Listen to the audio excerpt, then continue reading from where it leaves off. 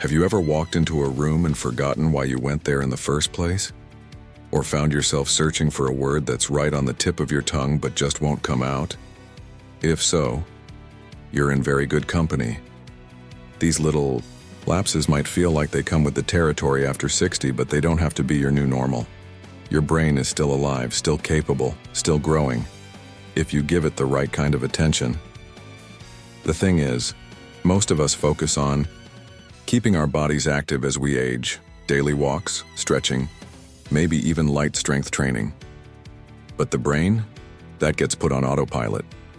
And unfortunately, autopilot is where sharpness goes to sleep. You don't need crossword puzzles or Sudoku to keep your mind strong, though those can help. What you do need is a shift in how you challenge your brain in ways it's not expecting. Because novelty and mental effort are what spark growth even at 70, 80, or beyond. In this video, we're diving into 3 brain-boosting practices that aren't talked about nearly enough, but make a powerful difference in how focused, alert, and mentally vibrant you feel.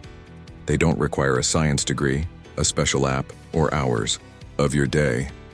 Just curiosity, a little effort, and a willingness to stretch in ways that feel new. Let's start with the first one.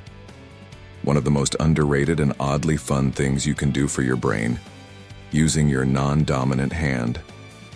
That's right, brushing your teeth with your left hand if you're normally right-handed, stirring your coffee with your other hand, even opening the fridge or holding your phone with the opposite side.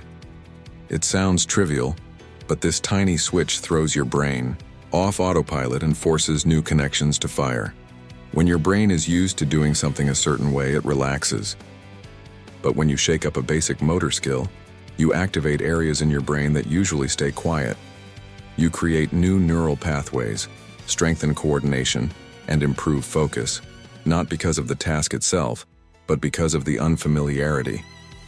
And unfamiliarity is exactly what your brain craves to stay strong. Try this tomorrow morning. Pour your tea or coffee with the hand you don't normally use. You'll feel clumsy at first, maybe even a little silly. But that slight frustration? That's your brain working. And the more often you do it, the stronger that mental flexibility becomes. Another often missed brain workout is something you might already do, just not consciously: storytelling. But I'm not talking about rehearsed speeches or funny anecdotes you've told a dozen times. I mean the kind of spontaneous storytelling that taps into memory, detail, emotion, and meaning. Sit with someone you care about, or even just with a notebook, and start recalling a moment from your life you haven't thought about in years. Try describing it in color, sound, and feeling. What did the sky look like that day? What were you wearing? What were you thinking just before the moment happened? When you access deep memory like this and try to communicate it with clarity, your brain lights up. Language centers, memory recall, emotional processing, they all get involved. And the bonus?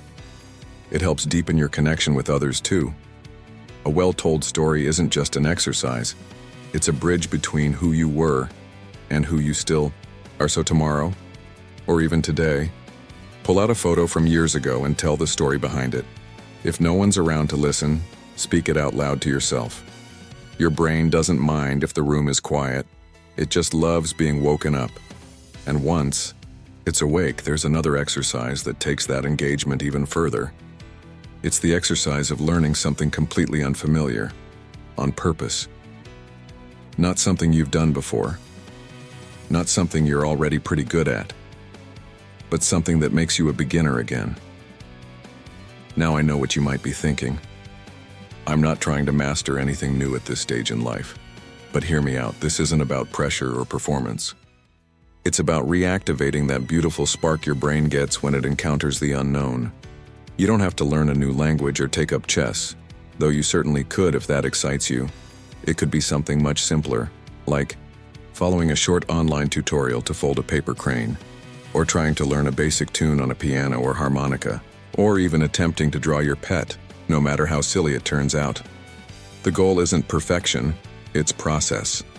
The brain thrives on challenge, and when you're doing something unfamiliar, especially something that involves your hands or coordination, your brain is firing like it did when you were much younger. Think about the last time you did something that made you feel just a little awkward in the beginning. Maybe using a smartphone for the first time, or trying a new appliance, or learning how to video call a friend.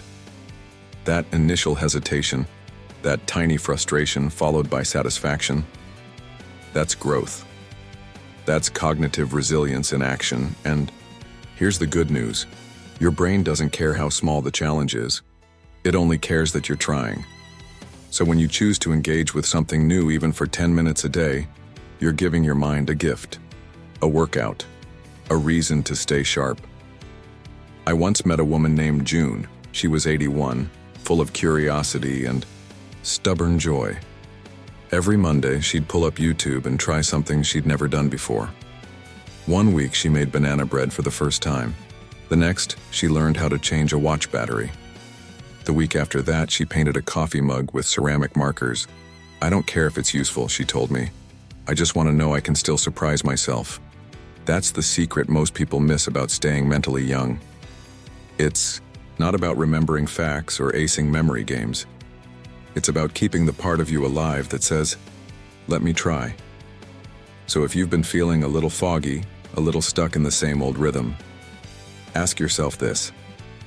What's something I've never done before that I could try this week for fun?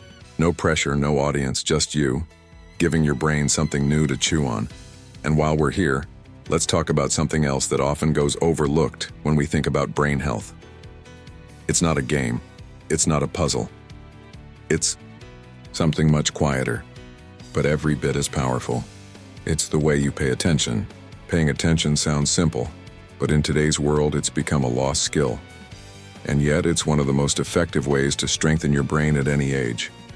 Most of us go through the day half present. We set down our keys and forget where we left them.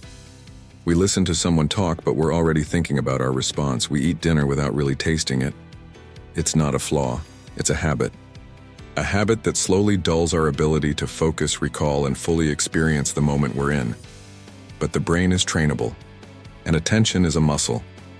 The more we use it with intention, the stronger it becomes. So here's the exercise. Choose one small task each day, just one, and do it with full deliberate attention. No phone, no multitasking, no distractions. If you're washing the dishes, feel the warmth of the water. Listen to the clinking of the plates. Notice the way your hands move. If you're making tea, smell the leaves. Watch the water as it boils. Hear the cup touch the counter. It doesn't have to be dramatic, just real. When you do this, you're not just calming your mind, you're sharpening it. You're building up the brain's ability to focus, to stay present, to retain more information and respond more thoughtfully. And the bonus? You begin to enjoy life more. The ordinary becomes rich again. You start to feel more connected to the people around you and to yourself. There's a reason mindfulness has been used by wise people for centuries. It isn't just good for your heart or your mood. It keeps your brain awake, elastic, and alert. I knew a retired school principal named Charles who began his mornings with 5 minutes of mindful observation. He'd sit on his porch, tea in hand, and simply notice the sound of the birds, the color of the sky, the chill in the air. He said it made him sharper than any crossword puzzle ever could. It reminds me I'm still here, he said, and there's still beauty in the smallest things. That's the kind of attention that keeps the brain young. So whether it's using your non-dominant hand, telling stories that activate memory and emotion, trying something brand new, or simply practicing deep attention to the present, your brain has more potential than you might realize. These exercises aren't just tasks, they're invitations to reawaken parts of your mind that have been resting, to remind yourself that you are still a learner, a thinker, a creative being, and you don't have to do it all at once. Start with one thing.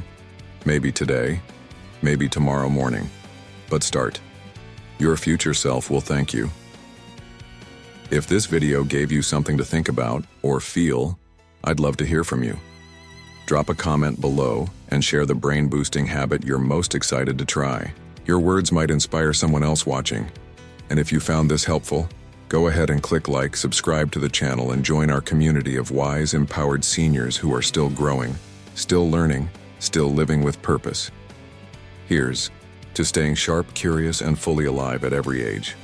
Because you're not done yet, you're just getting started.